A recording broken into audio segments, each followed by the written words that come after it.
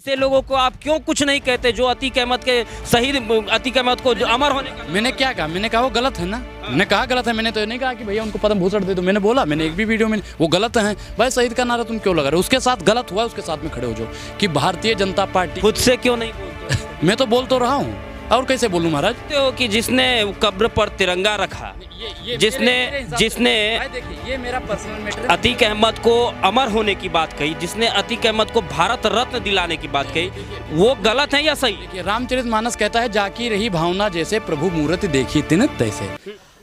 नमस्कार, मैं आनंद कुमार। अभी हम अनुराग ओझा के पास हैं और ये वही अनुराग ओझा हैं जो लगातार देश में चलने वाले मुद्दों को लेकर के मोदी सरकार को घेरने का एक भी मौका नहीं छोड़ते हैं, भाजपा सरकार को घेरने का एक भी मौका नहीं छोड़ते हैं। और इन दिनों आपको पता है कि अतीक अहमद को लेकर के काफ़ी ज़्यादा विवाद चल रहा है। बिहार के पटना में जामा मस्जिद में अतीक अहमद के समर्थन में नारे लगाए गए। अतीक अहमद जिंदाबाद, अतीक अहमद को शहीद की उपाधि देने की बात कही जा रही है, अतीक अहमद अमर रहे। और साथ ही साथ कांग्रेस के एक नेता, उन्होंने बाकायदा अतीक अहमद के कब्र पर तिरंगा झंडा तक जो है वो जा कर के वहाँ पर रख दिया। और साथ ही अतीक अहमद को जो है उन्होंने भारत रत्न देने की बात कही। तो इन सब चीज़ों को लेके आप क्या सोचते हैं? भैया आपने भी कांग्रेस के एक नेता की बात करी जी। तो उनको तो भैया कांग्रेस ने निकाल दिया। निकाला ही नहीं निकाला। हमारी मतलब ऐसे कांग्रेस में या फिर और अन्य पार्टियों में ऐसी अगर कोई बात करता है तो उनके लिए कोई जगह नहीं है। मैं तो भैया चाहे जो किसी भी पार्टी का हो, शहीद वो कैसे हुए, मार दिया है उनको, हाँ ये गलत है, उनके साथ गलत हुआ, लेकिन यार शहीद की दर्जा कैसे? भगत सिंह को दिलवाओ शहीद का दर्जा, जो शहीद हुए थे वाकई में है। आप मानते हो कि जिसने कब्र पर तिरंगा रखा, जिसने देखिए ये मेरा पर्सनल मैटर है। अतीक अहमद को अमर होने की बात कही, जिसने अतीक अहमद को भारत रत्न दिलाने की बात कही, वो गलत है या सही? देखिए रामचरितमानस कहता है, जाकी रही भावना जैसे प्रभु मूर्ति देखी तिन तैसे।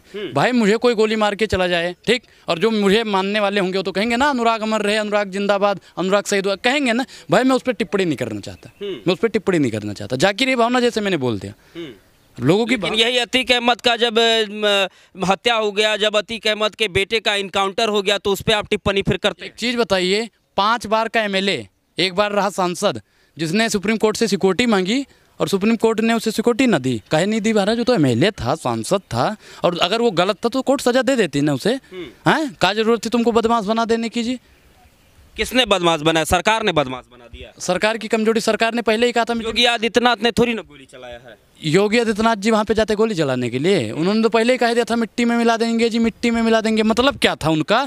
मिट्टी में मिला देंगे। किसको मिला देंगे? नाम नहीं लिया। मिट्टी में मिला देंगे या मिलवा देंगे, उन्होंने कहा होगा। कोई पहला मामला तो नहीं है कि उत्तर प्रदेश में कोई गैंगस्टर जो है मारा गया, कोई गैंगस्टर का इनकाउंटर हुआ। इससे पहले के भेष में मार दे, ये पहला मैटर है। पुलिस के कस्टडी में मार दे, ये तीसरा या चौथा। भैया अभी बहुत कुछ देश में पहली बार ही होगा। अभी देखिए कि कोर्ट में जो है एक वकील घुस करके जो है महिला पर गोली चला देते हैं, तो अब उनके कारण जो है सारे वकीलों को जेल में डाल दीजिए फिर। तो आपने ये भी देखा होगा कि एक वकील के घर के बराबर में बमबारी भी करवा देते हैं। ये भी तो पहली बार ही हो रहा है। कई चीजें जो है देश में पहली बार ही होती है। पत्रकार महोदय, आपको मालूम होगा कि उत्तर प्रदेश के मुख्यमंत्री जो पुराने जमाने के हैं, तो पुरानी फिल्में ज़्यादा देखते हैं। अच्छा। कहते हैं कि क्या अब यार, वो एक मैंने मूवी देखी थी, उसकी क्या नाम है, उसमें संजय दत्त की, तो उसमें एक डॉक्टर होता है और उसमें क्या नाम है उसका, किरण कुमार जो होता है वो गुंडा होता है। तो उसके बेटे का इलाज चल रहा होता है और संजय दत्त की माँ की तबीयत खराब होती है, तो डॉक्टर संजय दत्त की माँ को देखने चला आता है, तो जो किरण कुमार है ना, उसके घर पे बमबारी करवा देता है। ठीक उसी प्रकार उत्तर प्रदेश के मुख्यमंत्री जी हैं, वकील अतीक अहमद का है। अच्छा, बमबारी करवा दो जी, क्या जरूरत है महाराज? वकीलों के घर को, मतलब तुम ना वकील को छोड़ रहे हो। बालिस्टर का मतलब होता है ना कि काहे तुम उसे मारो। वकील जब भाई मुकदमा नहीं लड़ेगा तो वकील किस बात का है? पुलिस जब अपना काम नहीं करेगी तो पुलिस किस बात की? जज साहब जब अपना काम नहीं करेंगे तो जज साहब किस बात के?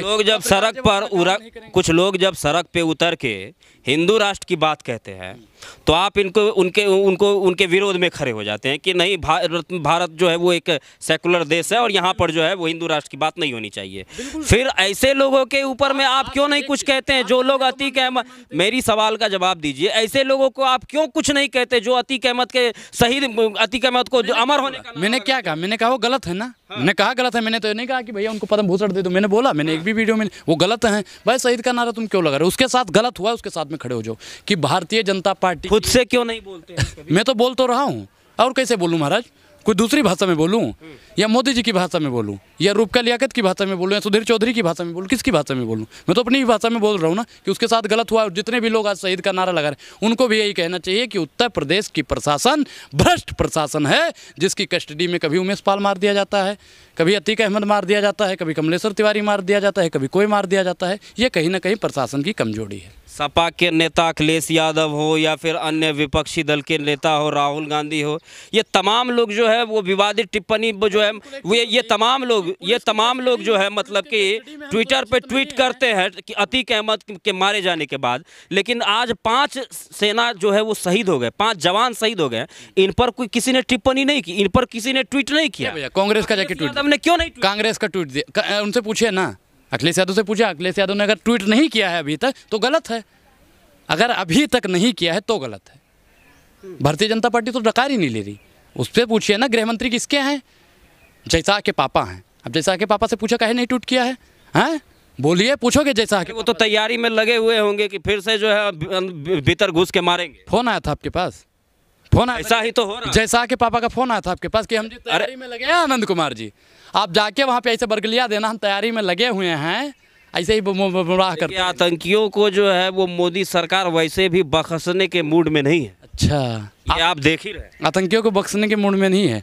एक समय पहले जयशाह के पापा भी तड़ी पार हुआ करते थे, भले ही आज उनका सारा मुकदमा खत्म हो गया हो।